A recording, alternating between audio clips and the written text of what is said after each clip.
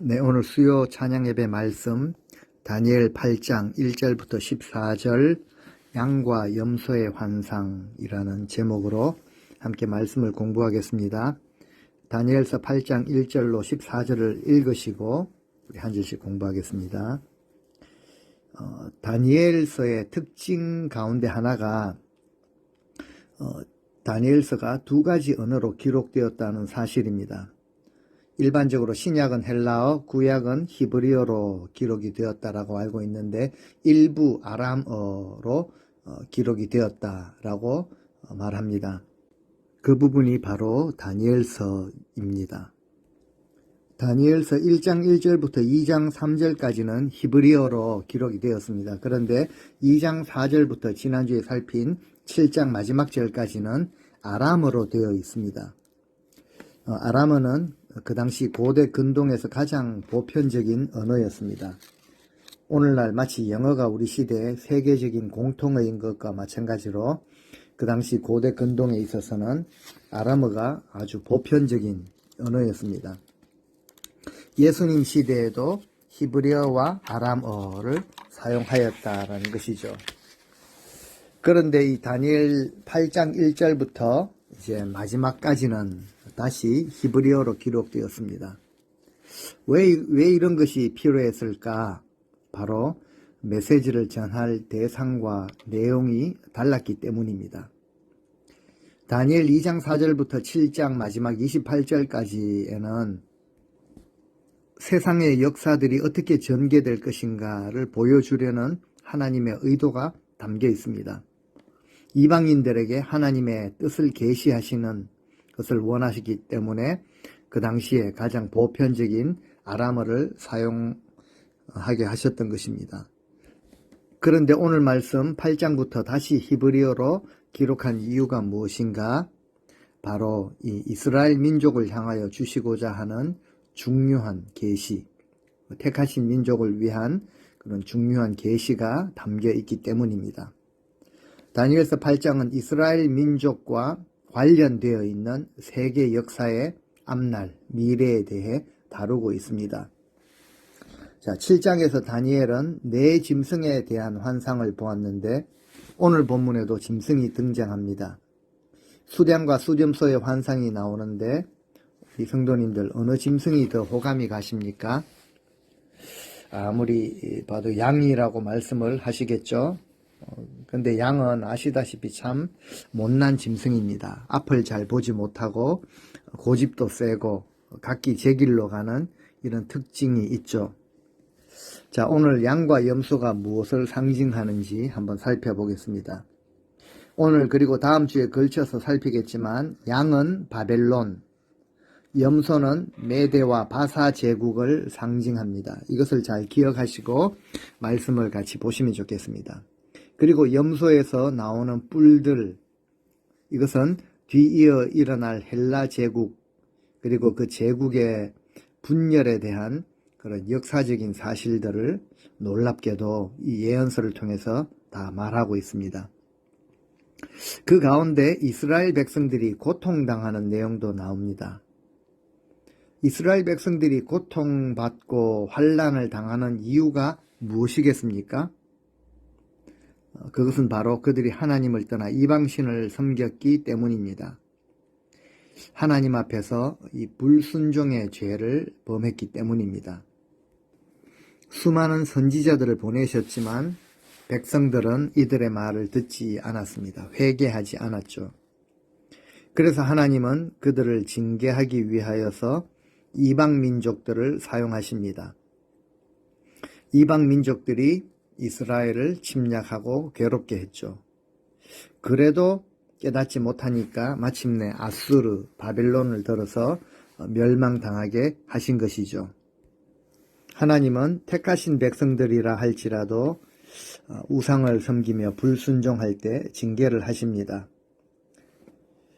하물며 하나님의 백성이 아닌 다른 나라의 백성들은 얼마나 더 무섭게 또 엄하게 심판을 하시겠습니까? 잠시 하나님의 백성들을 깨닫게 하시기 위해 하나님은 징계의 도구로 그들을 사용하셨죠. 아수르, 바벨론, 메데 바사 제국, 헬라 제국, 로마 제국 모두 징계의 도구로 사용을 하셨습니다. 그래서 우리가 이런 말씀을 대할 때마다 우리 하나님의 백성들은 철저하게 하나님의 법을 따르고 말씀 안에 거하는 삶을 살아야 한다라는 것을 보여주십니다. 징계를 당하더라도 감사한 것은 우리에게 여전히 소망이 있다는 것입니다. 잠시 징계를 받지만 이것은 회복을 주시기 위한 징계입니다. 잘못을 제발 이 징계를 통해서 깨닫고 죄에서 돌이키라.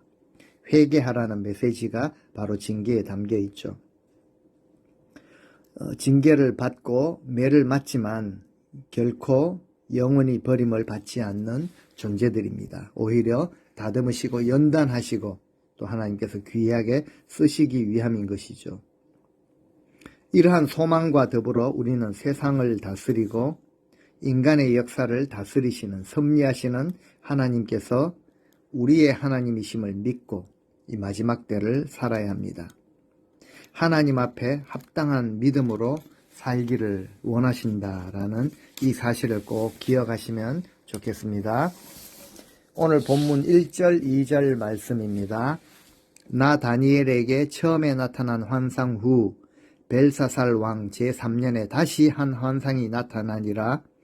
내가 환상을 보았는데 내가 그것을 볼 때 내 몸은 엘람 지방 수산성에 있었고 내가 환상을 보기에 을레 강변에서이니라.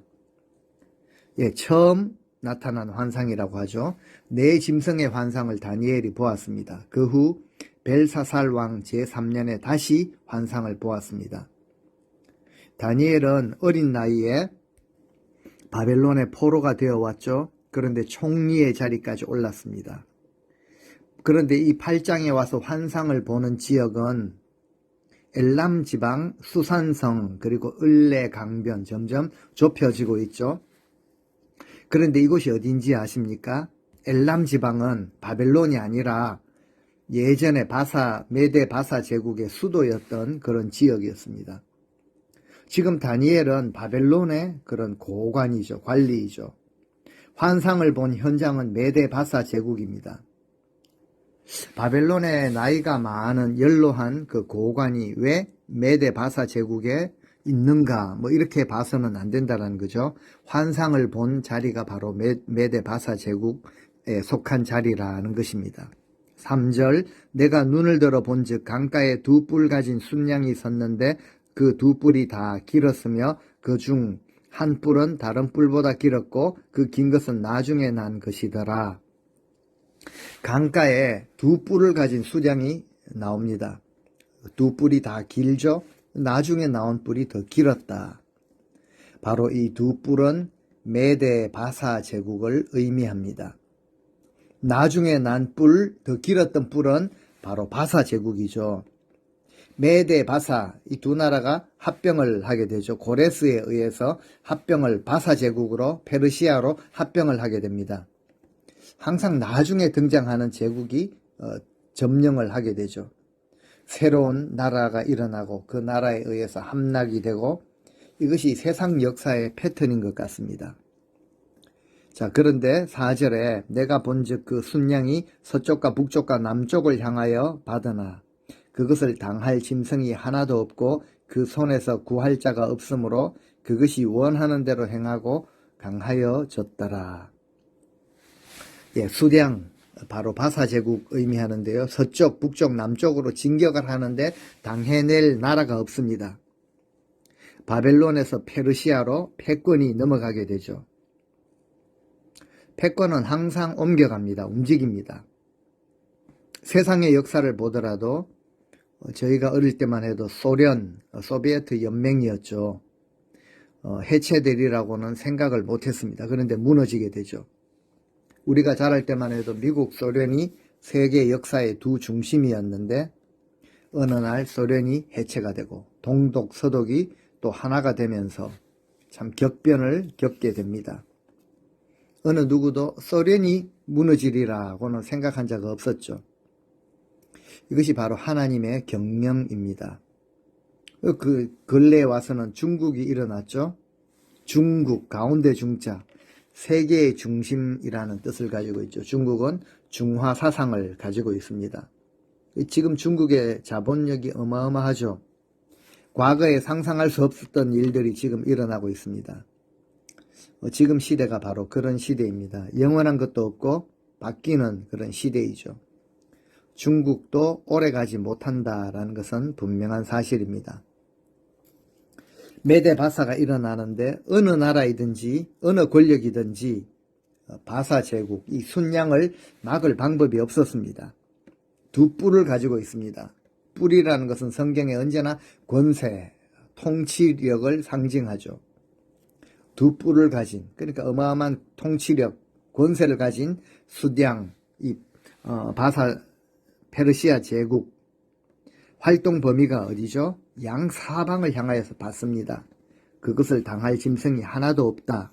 그 손에서 구할 자가 없기 때문에 그저 페르시아가 원하는 대로 행하고 더 강하여졌다라고 성경은 설명하고 있습니다. 어느 제국이 이런 횡포를 행하고 있습니까? 페르시아 제국, 바사 제국이죠. 그런데 그 다음 절에 보시면은 또 다른 짐승, 한 수렴소가 서쪽에서부터 와서 이 순양의 두 뿔을 꺾고 땅에 엎드러뜨리고 짓밟습니다. 5절에 나오는데요. 내가 생각할 때 한 수렴소가 서쪽에서부터 와서 온 지면에 두루 다니되 땅에 닿지 아니하며 그 염소의 두 눈 사이에는 현저한 뿔이 있더라. 예, 이제 수렴소는 메데 바사, 페르시아를 정복한 헬라 제국의 알렉산더 대왕을 상징하죠. 먼저 나타난 이 두 뿔을 가진 수량이 서 있는데 다른 짐승 수렴소가 서쪽에서 등장을 하게 됩니다. 그 모습은요, 온 땅을 정복하며 두루 다니는데 정복의 속도가 너무 빨라서 발이 땅에 닿지 않을 정도로 빨랐다. 그리고 염소의 두 눈 사이에는 뚜렷하게 잘 보이는 뿔이 나 있다라고 묘사를 하고 있습니다. 다니엘서 7장에서 이 헬라 제국을 묘사할 때요, 새 날개가 달린 표범의 모습으로 그렇게 보았는데 참 유사하죠.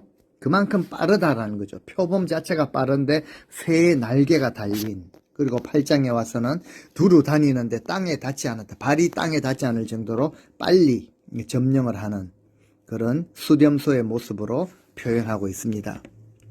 6절 7절 말씀, 그것이 두 뿔 가진 수량 곧 내가 본 바 강가에 있던 양에게로 나아가되 분노한 힘으로 그것에게로 달려가더니 내가 본즉 그것이 순양에게로 가까이 나아가서는 더욱 성내어 그 수량을 쳐서 그 두 뿔을 꺾으나 수량에게는 그것을 대적할 힘이 없으므로 그것이 순양을 땅에 엎드러뜨리고 짓밟았으나 수량을 그 손에서 벗어나게 할 자가 없었더라.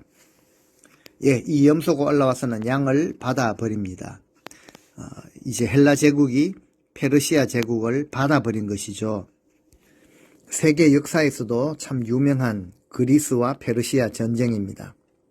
이 전쟁 당시에 그리스 아테네 병사들이 마라톤 병원에서 페르시아군을 무찌르는 전쟁인데요. 이 전쟁에서 올림픽 경기에 마라톤 경주가 유래가 된 것이죠. 이 마라톤 전쟁에서 헬라의 장군들은 분노한 힘으로 달려드는 염소, 땅에 엎드러뜨리고 짓밟는 염소의 모습으로 나타나죠. 그리고 이 순염소가 순양의 두 뿔을 꺾지만 대적할 힘이 없이 쓰러지는 이 바사 제국 모습을 8절에서 말하고 있습니다. 그런데 다니엘에게 나타난 이 환상에는요, 수량과 수렴소의 등장으로만 끝나는 것이 아닙니다. 만약 그렇게 했다면 느부갓네살이 꿈에서 본 신상이나 다니엘이 첫 번째 환상에 나타났던 네 짐승, 각 제국이 차례대로 일어나는 것과 별 차이가 없었을 것입니다. 지금 다니엘에게 나타난 두 번째 환상, 여기 핵심은요, 수량이나 수렴소보다는 수렴소의 그 눈 사이에 있는 작은 뿔의 등장에 있습니다. 8절입니다. 수렴소가 스스로 심히 강대하여 가더니 강성할 때 그 큰 뿔이 꺾이고 그 대신 현저한 뿔 넷이 하늘 사방을 향하여 났더라. 예, 뒤에 이제 수렴소의 두 눈 사이에 있는 큰 뿔이 꺾이면서 또 다른 뿔 4개가 나타납니다. 헬라 제국은 알렉산더 대왕이 메데와 바사 제국을 정복했지만 헬라 제국 역시 영원하지 못합니다. 이 수렴소의 큰 뿔이 꺾이고 그 자리에 4개의 뿔이 돋아났듯이 알렉산더 대왕이 갑자기 죽은 후에 이 헬라 제국이 4개의 나라로 분할되고 말죠. 예, 지난 시간에도 그렇게 살폈는데요. 참 놀라운 그런 예언입니다. 오늘날 우리에게 있어서 우리는 생각하기를 이미 지난 역사이다. 또 먼 옛날에 그리고 다른 나라의 이야기다 라고 생각할 때는 뭐 큰 의미를 느끼지 못할 수도 있겠습니다. 하지만 다니엘이 환상을 받은 때로부터 몇백 년 후에 정확하게 일어나는 역사에 대한 예언이라는 사실을 우리가 생각할 때 참으로 놀랍고 두려운 그런 내용이죠. 헬라 제국이 일어나서 바사 제국을 받아버립니다. 그런데 해는 또 지죠. 열강들은 떴다 졌다 떴다 졌다 반복합니다. 세상의 권력은 그렇습니다. 영원한 나라가 없고 영원한 통치 없습니다. 오직 하나님 한 분만이, 하나님의 나라만이 영원한 것입니다. 실제로 알렉산더가 엄청난 영토를 확보했는데 전쟁터에 원정을 나갔다가 33세에 이렇게 연구에 의하면 말라리아로 죽었다라고 이렇게 알려져 있는데요. 33세로 요절하게 됩니다. 죽기 직전에 한 신하가 물었죠. 왕이시여, 이 나라를, 이 거대한 제국을 누구에게 물려주겠습니까? 근데 이때 알렉산더가 좀 큰 말 실수를 해버립니다. 이 강한 제국이니까 제일 강한 사람에게 물려주겠다.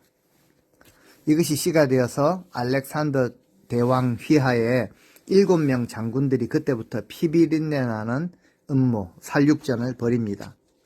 왜 그랬을까요? 가장 센 자가 되어서 제국을 차지하기 위해서였죠. 이것이 세상의 모습이고 원리입니다. 강한 자만이 살아남죠. 약한 자를 삼키는 구조입니다.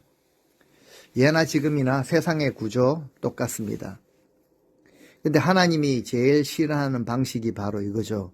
힘으로, 크기로, 세력으로, 고집으로, 물질로, 권력으로 상대를 제압하는 이 모습을 하나님은 정말 싫어하십니다. 그래서 성경에서는 항상 약한 자, 가난한 자, 없는 자, 소외된 자를 통해서 오히려 가진 자와 강한 자를 부끄럽게 하신다라고 설명을 하고 계시죠. 이것이 결국 우리 주님께서 십자가를 지는 모습으로 나타난 것입니다. 헬라 제국은 이렇게 7명의 장군 중에 결국 4명의 장군, 이 4명이 힘의 균형을 이루면서 나라가 4조각 나게 되죠. 8절 말씀 그것이죠. 수렴소가 스스로 심히 강대하여 가더니 강성할 때에 그 큰 뿔이 꺾이고 알렉산더 대왕의 그 큰 뿔이 꺾이고 그 대신 현저한 뿔 4개가 하늘 사방을 향하여 났더라. 참 놀라운 역사적인 사실입니다. 결국 기원전 301년 입수스 전쟁을 계기로 헬라는 알렉산더의 4장군에 의해서 하늘 사방으로 이 말씀처럼 그대로 하늘 사방으로 나누게 되었습니다. 이 좀 생소한 이름이지만 아주 중요한 이름들입니다. 동쪽은 셀레우코스, 서쪽은 카산드로스, 남쪽은 프롤레마이오스, 북쪽은 리시마코스에 의해서 분할되죠. 다니엘서의 예언이 정확하게 성취가 됩니다.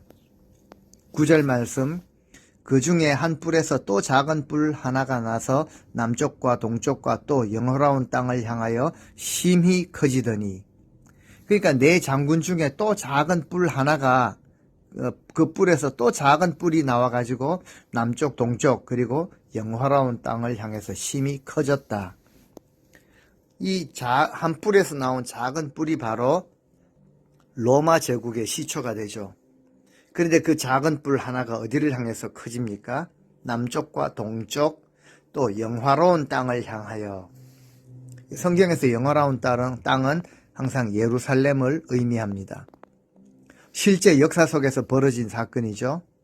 헬라 제국의 한 왕이었던 에피파네스가 세력을 구축하기 위해서 온 세상을 향해 진격을 했는데요. 주전 167년 12월에 예루살렘으로 쳐들어왔습니다.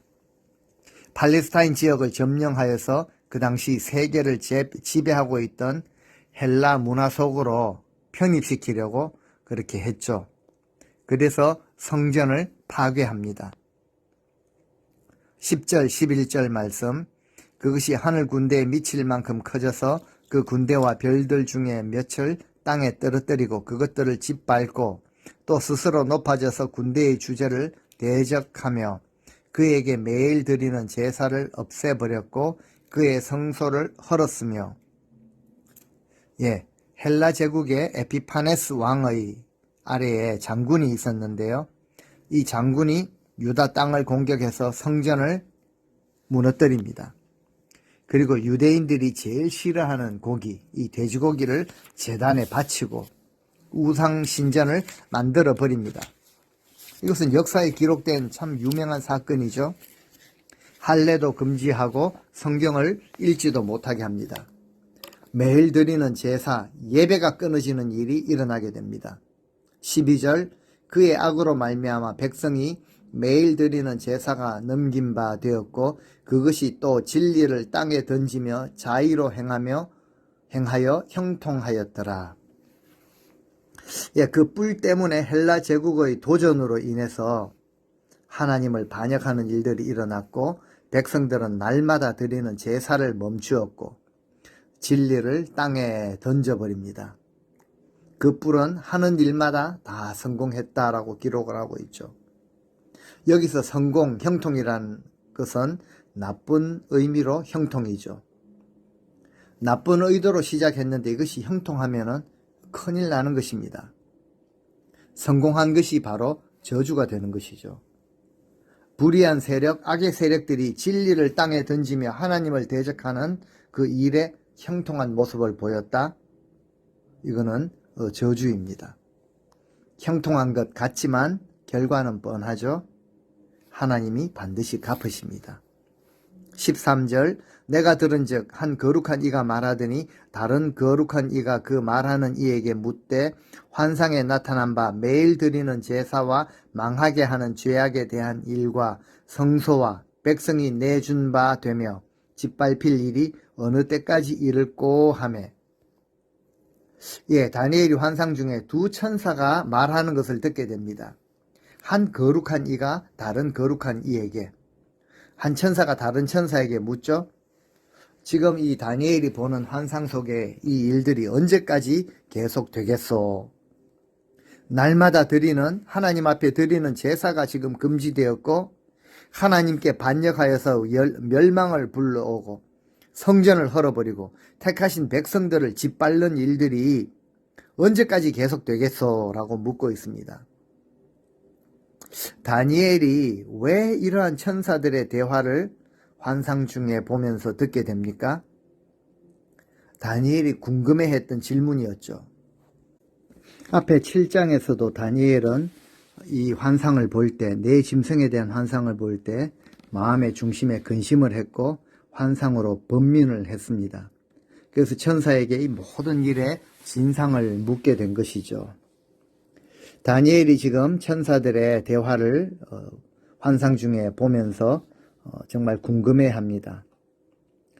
오늘날 이 말씀을 듣고 대하는 우리 모두가 가져야 할 질문이기도 합니다. 어떤 질문입니까? 이와 같이 하나님의 구원의 계획이 작은 뿔, 적그리스도의 세력이죠. 불의한 세력에 의해서 극도로 위협받는 이런 상황.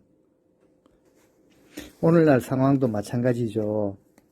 지난 2, 3년간 코로나로 인해 예배에 많은 방해를 받았습니다. 우리 영혼을 피폐하게 만드는, 망하게 하는 죄악들이 넘쳐나는 시대입니다. 이럴 때 우리 역시 중요한 질문을 가져야 합니다.